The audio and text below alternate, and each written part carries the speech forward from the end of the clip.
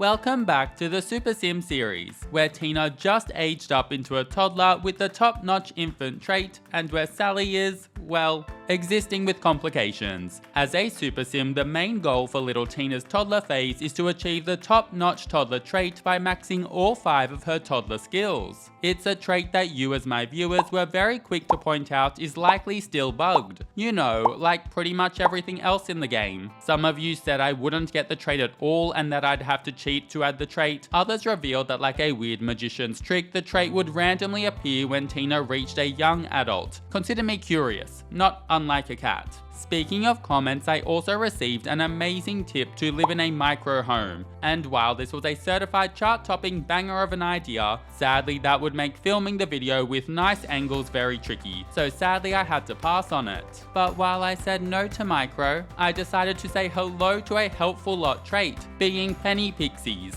This would allow my household to find loose change around the place. And with only 10 simoleons to my name, I needed every bit of money possible. Spoiler alert, this trait did very little, but I really did need the money, because I'd also be using Tina's 7 days as a toddler to prepare for her child life stage, which would involve me needing to complete 8 aspirations in 14 days. If it sounds like it's going to make me flip a table and have an emotional breakdown, then that's probably because it is, and so I needed to be prepared. The goal was to purchase a BFF Super Duper Friendship Kit, a child's bicycle, a telescope, an activity table, a kid's instrument, a science table, and also a treehouse. Total cost, you ask? Well, you didn't actually ask, but I'll tell you, 2,610 simoleons. And a reminder that Sally is fun-employed. It's really not her fault that she keeps reminding people that she's a gassy infant in interviews. Now, I also needed to make a few changes to the house in order to make sure that Tina could complete her toddler skills too. It began with selling off the infant playmat, change table, and diaper pail, before having Sally read her handiness skill book to reach level 2 handiness, at which point she could spend 50 simoleons to convert the infant crib into a toddler bed. Afterwards, I purchased some blocks so that Tina could train her movement and thinking skills, a giant Blaffy for her communication skill,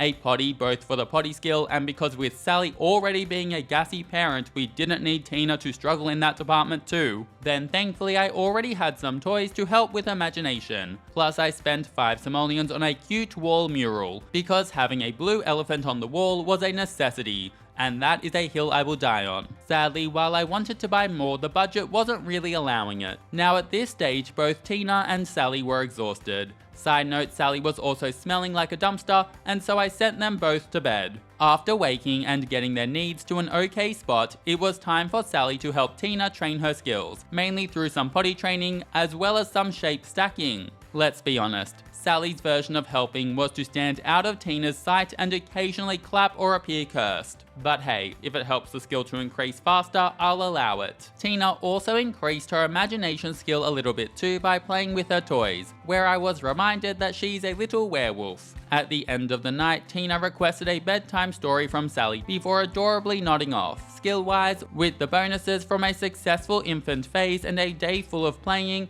Tina was off to a promising start. The household funds, however, were not. The following morning after the clock struck 8 AM, Sally used her phone to find odd jobs and took on something she, and likely all of us, felt qualified for: judging sand sculptures. Within the hour, Sally was off, leaving Tina alone with a nanny whose costs I hadn't quite accounted for but accepted anyway. On a positive note, the nanny did clean my house and help with both potty training and keeping Tina fed. But on a less positive note, he pretty much bankrupted my broke ass, and he ended up costing more than the money that Sally made from judging sandcastles. Not going to lie, taking care of a small child does seem like it deserves more pay than judging sandcastles, but still, I was not happy. The afternoon and night consisted of more skill training for Tina, and Sally also revisited her bees, which were proving to be more helpful in making money than the odd jobs. Also potentially more painful, but as they say, no pain, no gain. And selling the honey they produced actually allowed me to get a second bee box before I had Sally repeatedly bond with the bees inside to increase the quality and value of the honey they produced. Yes, the power of friendship.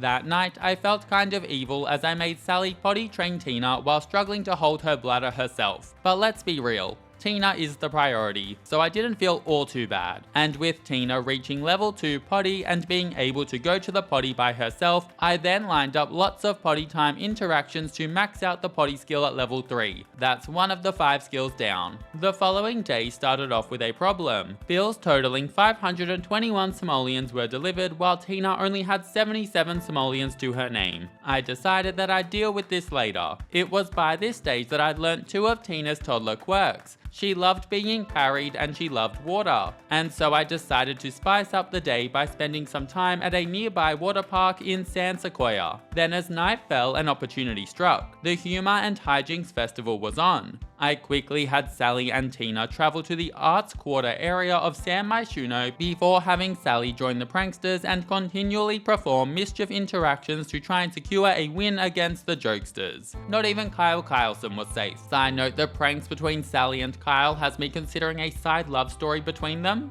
While this was happening, Tina generally caused chaos and played with absolutely no parental supervision. But I wasn't complaining because a win at this festival was so important. So important that I even accepted Sally embracing her new personality trait of being evil. Anything to help me win. And win Sally did. It really paid off when Sally received 500 simoleons, a voodoo doll worth 950 simoleons, as well as 340 simoleons worth of fireworks for her work as a prankster. I sold it all for a total price of 1,740 simoleons in what was a landmark payment for the family. Sally sadly passed out just before she could reach her bed that night, but I was still proud of her, because the next day, after collecting and selling honey from the bees and paying off the bills, I splurged like a shopaholic who just won lotto. I bought the treehouse and child's bike, as well as an activity table and children's violin, all in preparation for Tina's child life stage. I then had Sally begin building the treehouse, which would mean one less thing that needed to be done when Tina became a child, and it would also slightly increase Sally's handiness skill, which was going to be very helpful in allowing for more upgrades around the house. By this stage, Tina's development was going well, but with just over 3 days left before aging up, I needed things to move a little faster. I had a plan, but I just needed some funds to help it happen. You know, like the funds I just blew. Luckily, I already had Bluffy though, and I queued up a heap of babble and talk interactions with the adorable bear, which saw little Tina literally max the communication skill in a few hours. Then after selling some honey and admittedly also selling one of my kitchen counters, I bought the Fantastical Play Tent, both because I like fantastical things and also because I could have Tina play inside it, which raised up her imagination skill at lightning speed. Okay, not quite lightning speed, but very, very quickly. Like literally we reached level 5 in a couple of hours. The next morning, Harvest Fest struck. The gnomes appeared and Sally chose violence by kicking them, which really just led to a never-ending chaotic spiral of angry gnomes that Sally kept on kicking, weirdly finding around 2,000 coins at one stage, while other gnomes that were kicked would get a small amount of simoleons or even some collectibles that I refused to have Sally claim. They will be kept on the floor for Tina. I actually removed the 2,000 simoleon payout because I wasn't sure if this was legitimate or a glitch. But overall, it still netted me a few hundred simoleons in total, so I wasn't complaining. I know I technically could have appeased the gnomes and earned more money through the seed packets, but I felt that went against Sally's newfound evil personality. I mean, look at her, she isn't appeasing anyone. The money I now had was also enough to purchase a slide.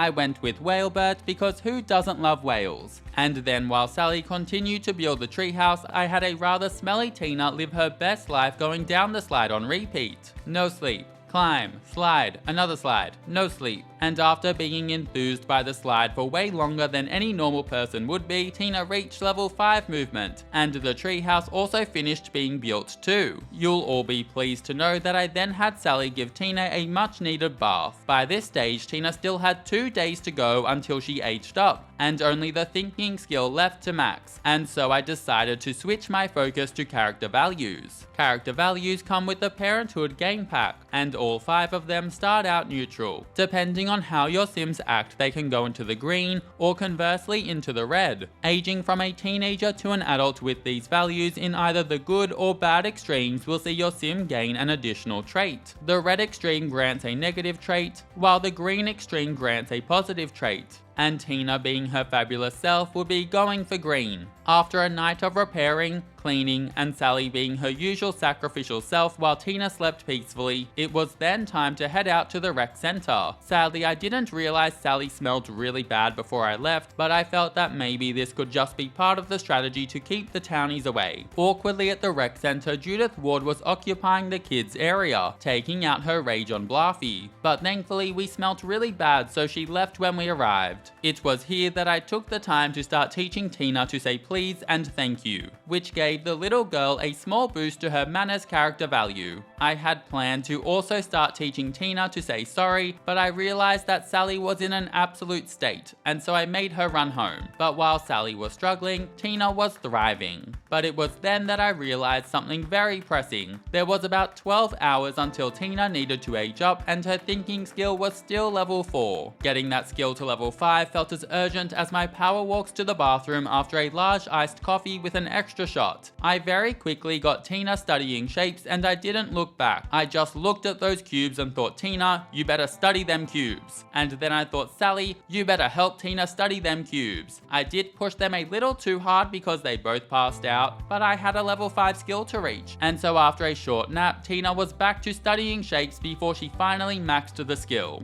Cue a huge sigh of relief as I had Sally sell some honey for the last time before winter would set in and the bees would become dormant. I used the money on the BFF Super Duper Friendship Kit and the science table, but sadly I fell short of getting enough funds for the final essential object for Tina's child phase, being the telescope. I was out of time. Because Tina needed to age up, I decided on having Sally make Tina a matcha tea cake. And yes, Sally botched the first one, but to my surprise, she actually made one of normal quality on her second attempt. Yes, out of the 4 birthday cakes that she'd made, she finally made one that wasn't an absolute disaster. Love that for Sally. Sally took Tina to the cake and helped her age up, with Tina getting a small head start in all of her child skills thanks to having maxed her toddler skills. Notably, despite having maxed all of her toddler skills, I didn't seem to be awarded the Top-Notch Toddler Trait. The bug you all warned me of, well, it's still there. When I randomized her trait, I got Genius, which I was initially very happy with, but then quickly became a tad sad about. Like, it's a good outcome and very fitting, but also a little vanilla when I love the chaos. Then for Tina's aspiration, I carefully selected Slumber Party Animal. This is because I've already planned out an ideal way to progress through the child's aspirations, and being a slumber party animal is the first step. With the Top-Notch Toddler Trait bugged, I started to feel like I should be doing a bug count with this Let's Play. Thankfully, I cheated the trait that I'd rightfully earned onto Tina so that she'd still get the boost she deserves when training up her skills going forward. And just before we finish, I leave you with a red hot alert. Some more Sims are moving into the save file. Unflirty scientist Wesley, his erratic alien fiancée Celeste, and their alien-human hybrid son Mars are all moving into Oasis Springs.